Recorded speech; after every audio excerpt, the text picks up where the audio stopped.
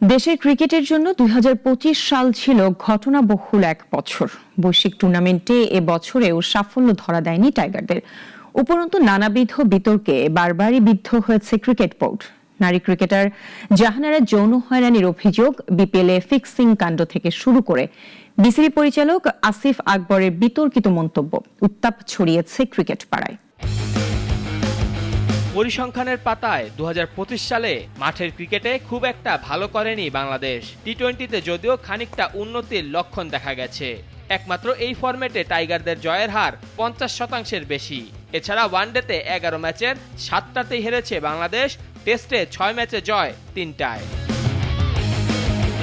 এবছর বেশ কিছু রেকর্ড দেখেছে টাইগাররা। প্রথম বাংলাদেশি ক্রিকেটার হিসেবে ১০০তম টেস্ট খেলেছেন মুশফিকুর রহিম। আয়ারল্যান্ডের বিপক্ষে ওই ম্যাচে সেঞ্চুরি করে বিরল রেকর্ডের মালিকও হয়েছেন এই ব্যাটার।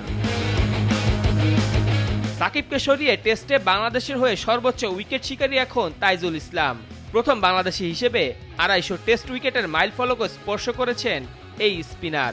টি-20তে বাংলাদেশের হয়ে সর্বোচ্চ রানের রেকর্ড নিজের করে নিয়েছেন লিটন দাস।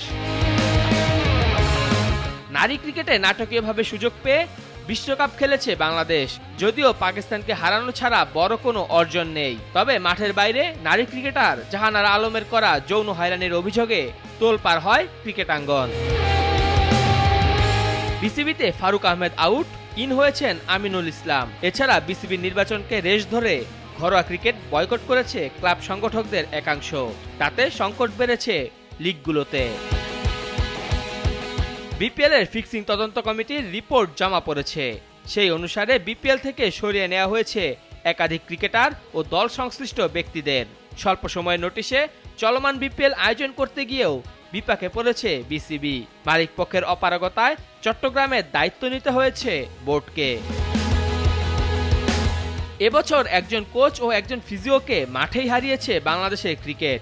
মার্চে তামিম ইকবালও হার্ট অ্যাটাকে আক্রান্ত হয়ে থমকে দিয়েছিলেন পুরো বাংলাদেশকে। মেহেদী হাসান মুন্না, নাগরিক।